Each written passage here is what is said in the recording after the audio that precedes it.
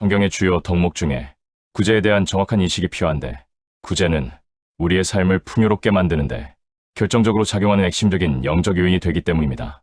성경에는 구제에 관한 많은 말씀들이 있는데, 그 중에 단 하나의 성경 구절을 통해 구제의 핵심을 이해하여 구제를 통한 하나님의 축복을 경험하고자 합니다. 박경호 헬라어 번역 성경 누가복음 199절-200절. 놓아보내라. 그러면 놓아보내질 것이다. 주어라. 그러면 너희에게 주어질 것이다. 눌려지고 흔들어지고 넘쳐지는 좋은 분량을 사람들이 너희 품으로 줄 것이다. 너희가 측정하는 그 분량으로 너희도 반대로 측정될 것이기 때문이다. 구제는 가장 쉬운 말로 표현하면 주어라 입니다. 주는 것이 구제의 개념입니다. 남편이 아내에게 생활비를 줍니다. 부모가 자녀에게 양육에 따른 비용을 지불합니다. 자녀가 연로하신 부모님에게 용돈을 드리며 필요한 물건을 사드립니다. 백성인 성도가 레위인들에게 11조를 바칩니다. 레위인들이 제사장에게 11조를 바칩니다. 교회에 매주 주일헌금을 드립니다. 국민이 국가에 세금을 냅니다. 이를 부린 사람이 이를 행한 자에게 수고비를 지급합니다. 어려운 이웃에게 필요한 물건과 돈을 줍니다. 이 모든 준다는 개념, 이것이 성경이 말하는 구제입니다. 구제라는 것은 단순히 구제헌금으로 제한되는 것이 아니며 필요한 자에게 나의 것을 줌으로써 받는 자에게 필요를 채우는 선한 행위입니다. 그러면 너희에게 주어질 것이다. 남에게 준 결과 내가 반대로 받게 되는 축복을 얻게 됩니다. 이것은 천지를 창조하신 하나님의 약속입니다. 다른 사람들을 통해 내가 필요한 모든 것을 얻게 됩니다. 그러므로 내가 받은 자가 되기 위하여는 먼저 주는 자가 되어야 하는 선행 조건이 필요합니다. 구제를 심어야 구제를 받는 것입니다. 눌려지고 흔들어지고 넘쳐지는 좋은 분량을 남에게 받는 분량이 너무 많아 꼭 필요한 분량만큼만 얻는 것이 아니고 쓰고도 남으면 넘쳐서 다시 남들에게 많이 구제할 정도의 풍성함이 남에게 준 곧 구제한 자에게 넘치는 축복으로 오는 것이 이 약속을 주신 하나님의 말씀입니다. 이때 넘치는 분량이란 돈만이 아닙니다. 필요한 물건만이 아닙니다. 내게 진짜 필요한 것이 치유일 수도 있으며 건강일 수도 있으며 장수일 수도 있습니다. 내게 진짜 필요한 것이 법적인 도움일 수도 있고 육체적인 노동일 수도 있고 삶의 지혜일 수도 있습니다. 쉽게 말해 돈을 주었는데 내게 오는 것은 돈을 뛰어넘어 육체적인, 정신적인 또는 영적인 축복으로도 올 수 있습니다. 사랑을 받을 수도 있으며 좋은 사람으로서 인정을 받을 수도 있으며 각종 어려운 일을 당할 때 모든 문제의 해결을 받을 수도 있습니다. 왜냐하면 사람은 각자 자기만의 달란트를 갖고 있기 때문입니다. 사람들이 너희 품으로 줄 것이다. 내가 정말로 필요한 것이 내게 주어진 것입니다. 단순히 돈을 주었는데 애정과 사랑과 긍휼과 함께함과 존경을 받을 수도 있습니다.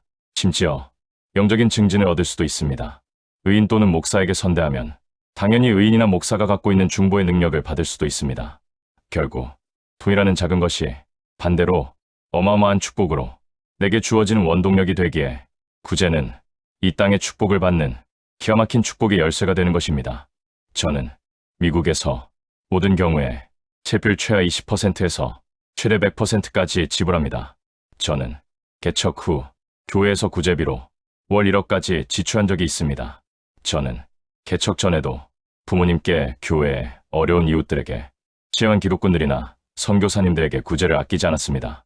최근 몇 년 동안은 총회 소속된 선교하는 교회에 선교 구제를 빠뜨린 적도 없습니다. 지금도 교회 앞에는 지나가는 백인들이 마음껏 가져가도록 구제 선물을 매일 지급합니다. 일의 대가를 항상 풍성하게 지불합니다. 교회 인테리어 업자나 교회에 도움을 주러 온 분들에게 넉넉히 보수를 지불합니다. 대한민국이 왜 점점 침체의 늪에 빠져들고 있을까요? 목사에게 주는 11조를 아까워하며 교회 헌금을 아까워하기 때문입니다. 사실 11조는 목사에 대한 구제금입니다. 하나님의 창고가 비어있는데 각자 자신의 창고에 신경 쓰느라 하나님의 창고를 채우지 않습니다. 대한민국의 멸망은 공산주의라는 정치적인 것으로만 오는 것이 아닙니다.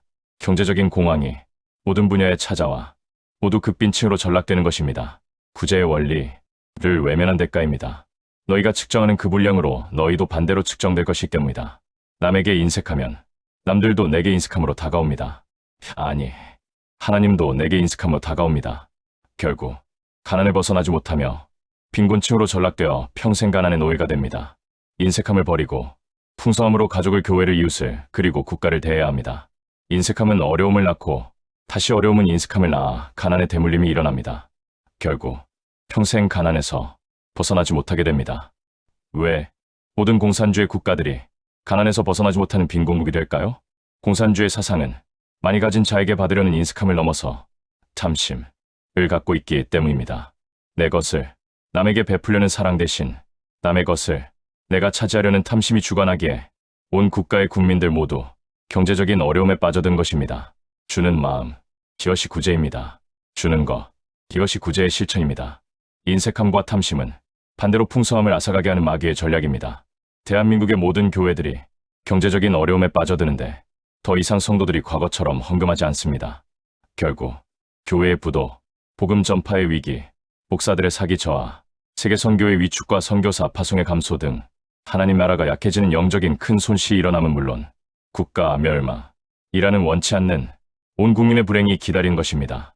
구제, 한 개인 및 국가의 운명을 좌우하는 핵심 선공연입니다. 할렐루야. 2026년 2월 18일 오후 10시 박경우 목사가 하나님의 집에서